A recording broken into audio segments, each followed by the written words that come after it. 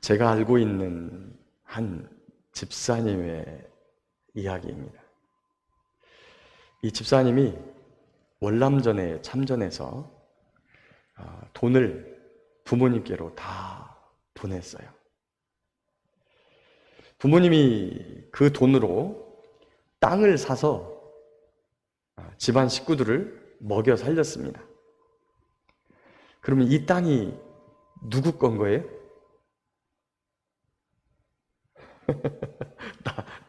남의 거니까 내 거 아니니까 상관없어요. 여러분, 아들의 목숨값으로 산 땅이에요. 비록 그 땅으로 당시에 먹을 것이 없던 가족들이었기 때문에 그 땅을 일구어서 잘 자녀들을 기를 수 있었습니다. 훗날 이 집사님이 매우 어려운 지경에 빠졌어요. 몸이 아주 아프고 힘들어서. 그래서 집에 찾아갔습니다. 돈이 없으니 조금만 도와주십시오. 부모님이 그 땅을 달라고 하는 이야기로 알고 아주 매몰차게 거절을 합니다. 여러분, 이 정도쯤 상황 됐으면 어떻게 해야 되는 거예요? 부모님하고. 그런데 그 가정이 예수님을 믿는 가정이에요. 피눈물을 삼키고 돌아옵니다. 그것 때문에 맨날 며칠을 울고 그러다가 또 그래도 부모님이니까 생신 되면 찾아가 보고 명절 되면 찾아가 보고 그러다가 나중에 이 두 분이 늙었는데 아무도 보실 사람이 없는 거예요. 그 아들의 피값을 나머지 자식들에게 다 줬는데 이 부모님 모실 사람이 없는 거예요. 그래서 이분이 부모님을 모시고 와요. 모십니다. 시아버님이 병 때문에 병원에 입원했어요. 어느 날 저한테 전화가 왔어요. 아버님이 심상치 않은데 와서 예수님을 전하고 천국을 가셨으면 좋겠습니다. 그전에는 제가 예수님을 전해도 목사님 잘 믿으세요? 이러셨던 분이 평상에서 제가 예수님을 전했더니 본인이 용서받을 수 없는 죄인이라는 사실을 고백하는 거예요. 그리고 그 죄를 용서받기 위해서는 예수님밖에 없다는 사실을 믿는데요. 그래가지고 병상에서 세례를 주고 났더니 얼마 있다가 불과 며칠 만에 천국으로 이사가셨어요. 시어머님 혼자 삽니다. 그래도 시아버님은 성품이 좋으셨어요. 시어머니는 되게 매몰차요. 아주 차갑고.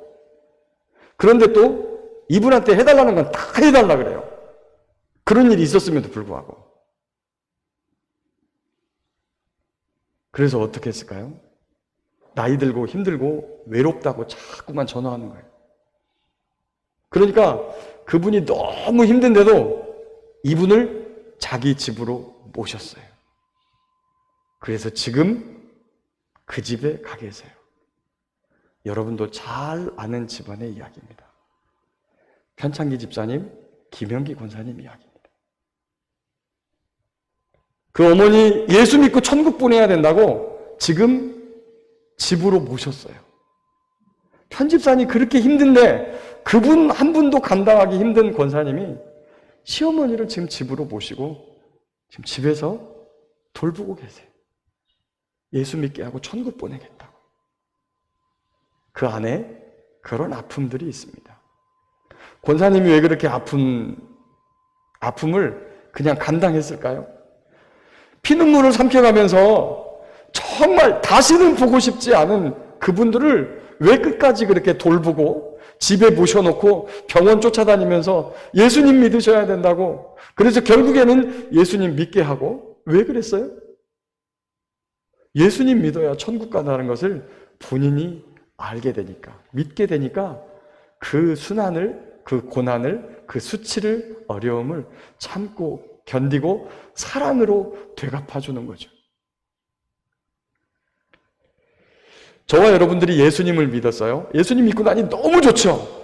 그래서 우리 가족들, 사랑하는 내 가족들도 꼭 예수 믿고 하나님을 따라서 천국으로 가야 될 텐데, 그래서 그들에게 복음을 전합니다. 예수 믿어야 됩니다. 교회 다녀야 됩니다. 떡 빠진 소리 하고 있네. 돌아오는 건 욕밖에 없어요. 그런데도 참지요. 견디죠. 왜요? 복음 때문에, 예수님 때문에. 예수님의 남은 고난을 우리의 몸에 채우면서 다 함께 하나님 나라로 가야 되기 때문에 그 아픔을, 어려움을 참고 견디어내는 거예요. 오늘 고린도전서 9장을 보면 사도 바울이 개척한 교인들이 사도 바울을 밀어내고 있다는 것을 알게 돼요. 무엇 때문에 그랬을까요? 유대에서 온 거짓 선생들 때문이에요. 베드로는 사도야. 그건 인정을 해야지. 아니, 예수님 살아계실 때 바울이 예수님 믿었어? 오히려 예수 믿는 사람 잡으러 족치러 다녔잖아. 예수님도 안 만난 사람이 어떻게 사도야? 왜 그러냐면 예수님의 12사도가 예수님이 직접 부른 사람들, 그리고 맨 마지막 마띠아라고 한 제자만 특별히 가룟 유다 대신에 그 직분을 취했던 분이니까 그렇게 이야기하는 거예요.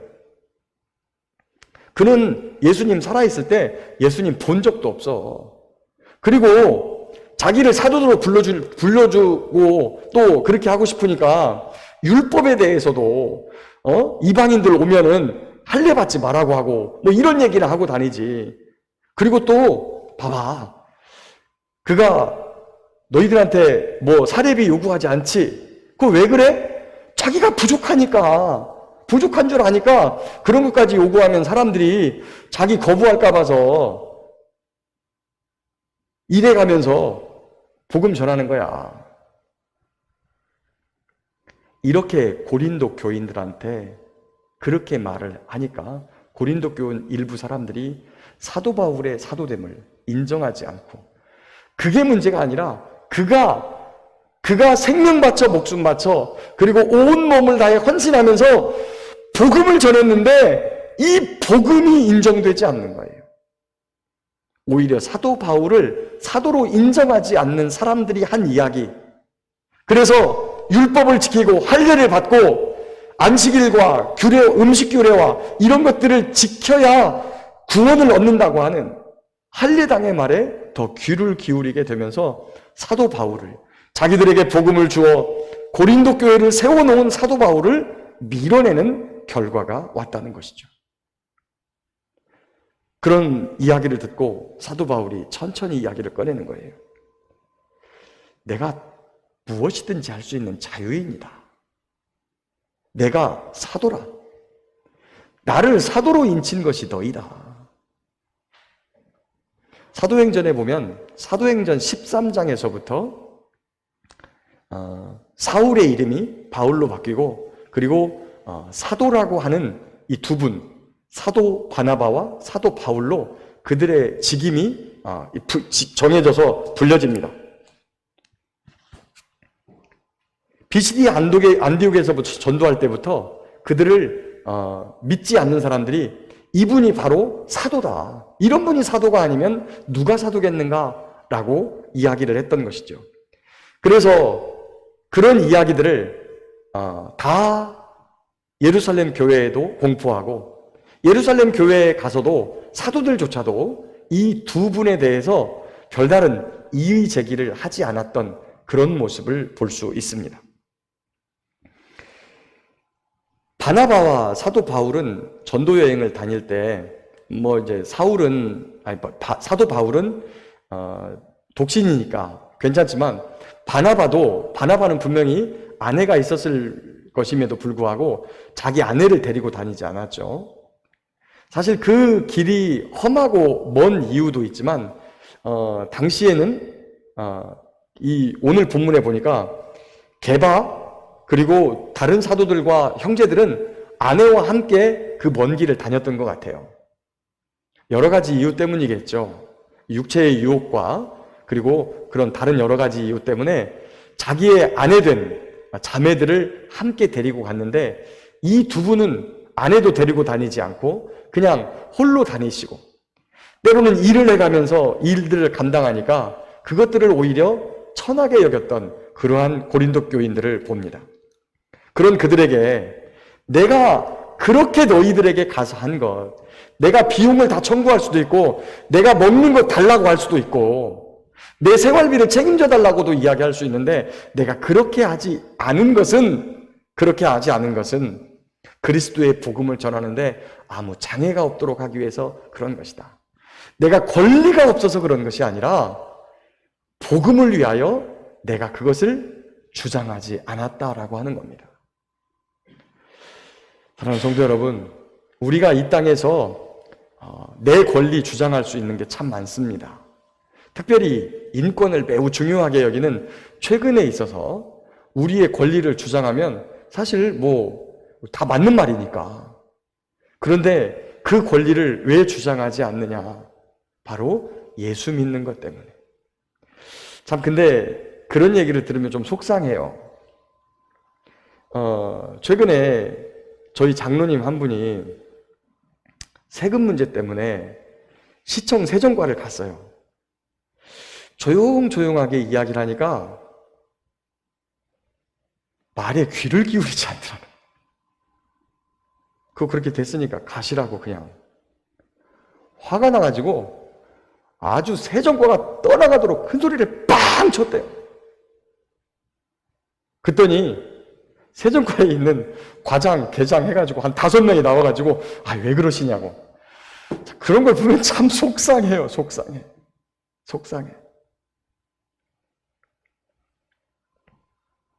제가 군 생활할 때 일입니다. 제가 당직 근무를 하고 있는데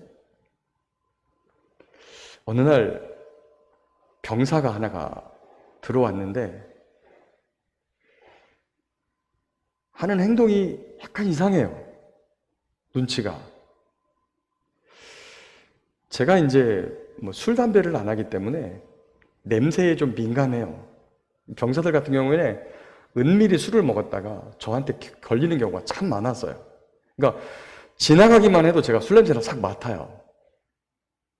근데 행동이 좀 이상하길래 몇 마디를 했는데 병장이 육군 준위 앞에서 컵을 내던지는 거예요. 그것도 당직사관이면 직속상관이거든요. 명령계통상. 그래서 보니까 이 녀석이 취사장에서 병사들과 함께 막걸리를 잔뜩 먹고 왔어요. 어디서 구해다가. 제가 그때부터 정색을 하고 당직 부사관한테 잡어. 꿇어앉혀. 그리고 경위서를 쓰게 했어요. 병사들에게 경위서 잘 안 쓰게 합니다, 저는. 군의 간부들이, 병사들이 워낙 간부들을 해코지를 하니까 간부들도 병사들 약점을 주기 위해서 조그마한 잘못이 있으면 용서해줘도 경위서를 받아가지고 갖고 있어요. 나중에 문제가 되면 걔가 자기에 대해서 무슨 해코지를 하게 되면 오히려 그 경위서를 꺼내가지고 그 병사를 치기 위해서 약점을 쥐고 있는 거예요. 근데 이제 저는 그렇게 하지 않는데 그날 너무 화가 나가지고 경위서를 쓰라 그랬어요. 제대를 불과 한 일주일 정도밖에 안 앞둔 병장이었거든요. 너는 내일 아침에 영창을 갔다 와야 된다. 영창 갔다 오면 어떻게 되는 줄 알지? 국방부식에 딱 멈추는 거야. 영창 가 있는 동안에. 너는 저녁 못해. 경위서 써. 갑자기 그 한마디 하니까 손이 발이 들어도 막 비는 걸 잘못했다고. 써. 무조건 써. 그래 놓고 나서 이제 한참 그렇게 쓰고 시간이 조금 지나가니까 취기가 좀 가시더라고요. 너 도대체 무슨 생각으로 나한테 그랬니? 라고 물었더니 모르겠대, 자기도. 그냥 갑자기 나온 자기도 돌발 행동이래요. 자기도 왜 그랬는지 모르겠다는 거예요.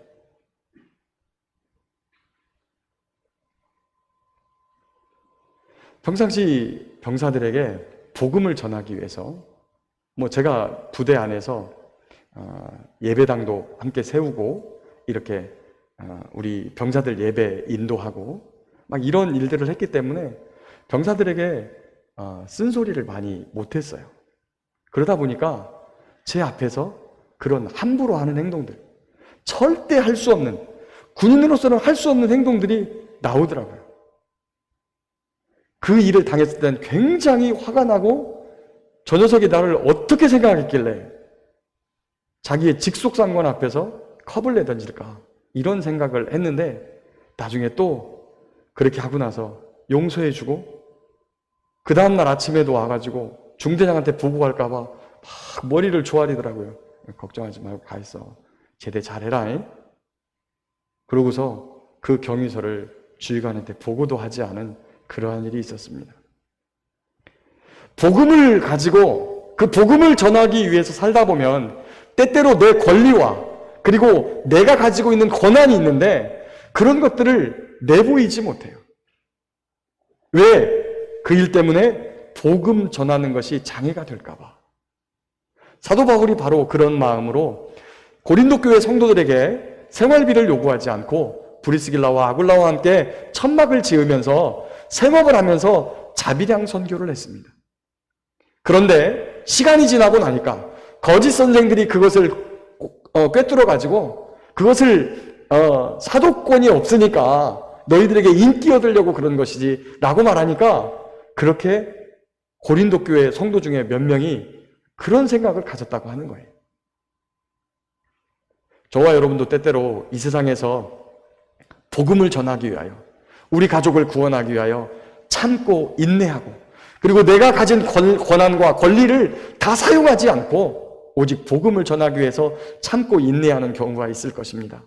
비록 되돌아오는 것이 이런 조롱과 또 수치와 그리고 자기가 그렇게 사랑해주고 위해주고 그를 위해 기도해주고 그가 구원 얻기 위해서 최선을 다했는데 그들이 등을 돌린다고 그랬을 때의 사도 바울의 마음이 얼마나 아팠겠어요. 얼마나. 그럼에도 불구하고 사도 바울은 그들을 위하여 잠잠히 참으시면서 끝까지 인내하고 그들을 품어내는 것을 볼 수 있습니다. 저와 여러분도 복음을 위하여 권리와 권한을 우리 자신 스스로 내세우지 않고 복음의 장애가 되지 않기 위해서 이것을 갖고 있고 때때로 거기에서 오는 조롱과 아픔이 있을지라도 참아내며 우리 주 예수님 그리고 복음이 믿지 않는 가족들과 친구들과 이웃에게 전달되는 귀하고 복된 은혜가 있기를 예수님의 이름으로 축복합니다. 두 번째,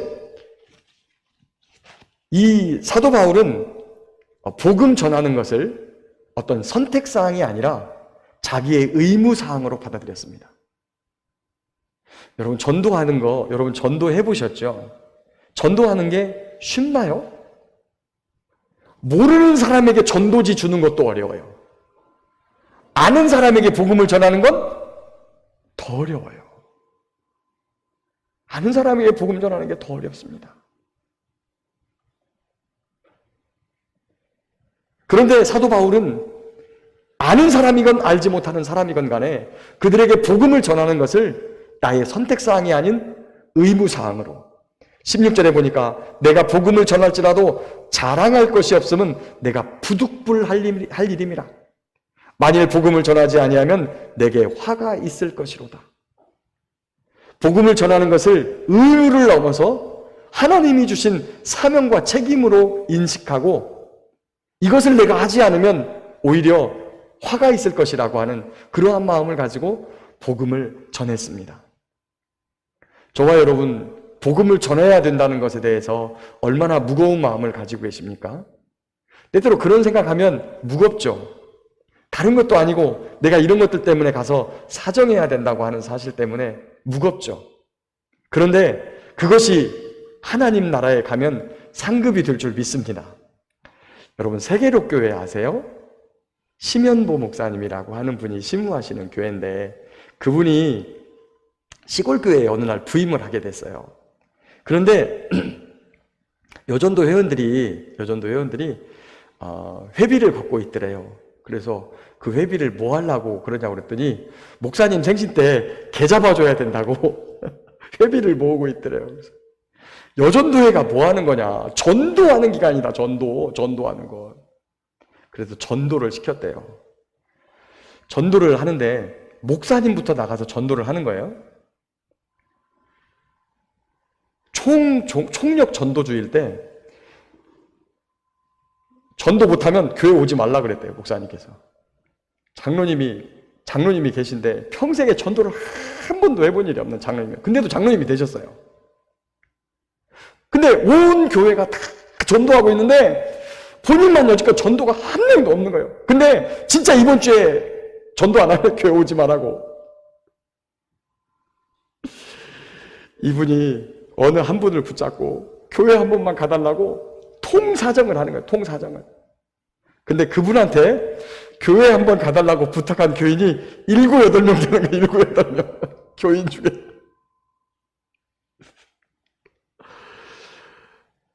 그래서 그분이라도 데리고서 교회를 데리고 왔다고. 그렇게 하면서 그 장로님도 전도가 시작된 거예요. 그래서 그 조그맣던 시골 교회가 지금 수천 명이 모이는 교회가 되었습니다. 전도라고 하는 것이 참 부담되고 어렵습니다. 전도하려면요, 그분의 마음을 사기 위해서 말 조심해야 되죠. 갔다가 사먹여야 되죠. 친절하게 해야 되죠. 그리고 그 시간이 또 한두 번 해서 됩니까? 제가 보니까 시골이 전도하기 더 어렵더라고요. 시골 분들, 특별히 충청도 분들은 뭐 하자 그러면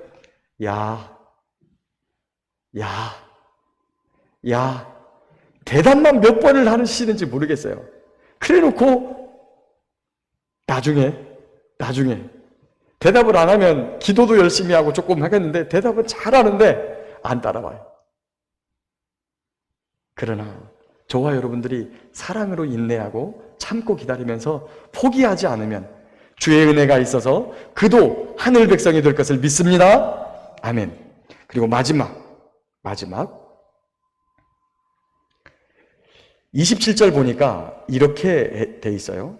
내가 내 몸을 저 복종하게 함은 내가 남에게 전파한 후에 자신이 도리어 버림을 당할까 두려워함이로다. 저와 여러분들이 전도를 할 때 세상 사람들과 어울리지 않으면 전도가 안 돼요. 그죠? 세상 사람들과 어울리지 않으면 전도가 안 돼요. 근데 어떻게 어울려요? 술 먹으러 가자 그러면 함께 술 먹으러 가고, 고스톱 치자 그러면 함께 고스톱 치고, 같이 술 먹고 고스톱 치면서 전도가 될까요? 안 될까요? 그들이 마음을 열어주는 것 같으나 막상 거룩한 자리로 그들을 인도할 때 거부합니다. 어떤 사람을 얻기 위해서 오늘 사도 바울이 이렇게 말을 해요. 율법 있는 자에게서는 내가 율법 있는 자로, 율법 없는 자에게는 내가 율법이 있지만 율법이 없는 자처럼 행동하면서 그들을 얻고자 함이라. 그러나 우리가 그 상황에서 반드시 알아야 될 것 한 가지는 우리 자신이 그 사람들과 거룩하게 구별되지 못한 똑같은 모습으로 살아가면 안 된다는 거예요. 술자리에 같이 갈 수는 있어요. 같이 가서 여러분 술을 마시면 안 됩니다. 그게 쉬울까요? 술 먹은 사람들은요, 한 얘기 또 하고, 한 얘기 또 하고, 한 얘기 또 하고, 한 얘기 또 하고, 2시간도 좋아, 3시간도 좋아, 이래요. 그 술시중 들어보신 분은 알아요.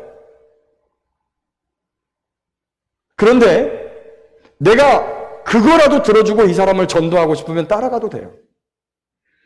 그 자리에서 만약에 그 사람이 네가 술 한 잔만 받아 먹으면 내가 다음에 교회 가겠다. 그 사람 올까요, 안 올까요? 안 와요, 여러분. 그렇게 예수 믿은 사람은 없어요. 대신에 술을 먹지 않으면서도 술 받아 주어가면서 그렇게 술이 먹고 싶다면 내가 받아줄게. 따라가서 2-3시간 반복되는 그 사람의 푸념과 인생의 소리를 그냥 듣고 또 듣고 귀에 딱지가 않도록 들어주면 올 수는 있어요. 그렇게 해서 인도한 사람이 있거든요. 그런데 함께 다니면서 술 마시고 고스톱 치면서 같이 똑같이 어울려 다니면서 그들을 인도하는 것은 불가능하다고 보아야 합니다. 그러다가 오히려 우리의 영혼이 그들을 전도하러 갔다가 우리의 영혼이 잘못하면 죄악에 빠져서 하나님을 떠나는 수가 있어요. 27절에 사도 바울이 내가 내 몸을 쳐 복종하게 하면 내가 남에게 전파한 후에 자신이 도리어 버림을 당할까 두려워함이라. 저와 여러분이 아무리 수천 명을 전도한다 할지라도 수백 명, 수십 명을 전도한다 할지라도 저와 여러분들이 죄악 속에 빠져 하나님을 떠나면 아무것도 아닌 거예요. 우리 자신이 복음 안에서 복음의 삶을 살아내고 복음 안에서 정결하고 거룩한 삶으로 주님과 동행할 때에 놀라운 하늘의 소망을 가지고 있는 우리의 모습을 보고 어떻게 그렇게 살 수 있니라고 묻는 사람들에게 그런 소망에 대하여 복음에 대하여 설명해 주는 것이지, 그들과 똑같이 먹고 마시고 즐기고 쾌락을 누리고 다니면서 그를 교회로 인도한다, 똑같이 죽을 길로 갈 수 있다는 겁니다. 저와 여러분의 방향은 분명합니다. 우리의 방향은 예수 그리스도, 우리의 삶은 복음, 우리가 가야 될 곳은 천국, 정확하고 명확하게 정해져 있어요. 우리가 싸우는 것이 향방 없는 것 같이 방향 없는 것처럼 허공을 치는 것처럼이 아니라 반드시 목표와 목적이 분명한 삶, 그 거룩한 삶이 되어야만 복음이 전해지고 그 복음을 통하여 구원 얻는 백성이 늘어나게 되는 것입니다. 말씀을 정리하겠습니다. 사랑하는 성도 여러분, 사도 바울은 복음을 전하기 위해서 자기의 권리와 권한을 쓰지 않았어요. 복음의 장애가 되지 않게 하기 위하여. 그리고 복음 전하는 일을 선택사항이 아닌 내가 반드시 해야 될 일, 의무, 책임, 거기를 넘어서 사명으로 내가 하지 않으면 하나님의 화가 내가 임할 것이라고 하는 생각을 가지고 복음을 전했습니다. 마지막으로 복음을 전하는데 그 대상자들과 어울려 다닌다고, 그들의 요구를 들어준다고 그들이 주님 곁으로 오지 않습니다. 저와 여러분들이 아무리 복음을 전하기 위해서 그 사람들과 가까이 밀접하게 접할지라도 그들과 똑같은 모습으로 세상을 살아가서는 절대 복음이 전달되지 못합니다. 저와 여러분은 하나님의 말씀을 가지고 구별된 삶, 정결한 삶, 거룩한 삶을 살아서 그들로 하여금 천국을 바라보고 소망을 가지고 우리가 가진 소망에 대하여서 궁금해하고 물어서 그들도 주님 곁으로 돌아오는 그러한 은혜가 함께 있어야 합니다.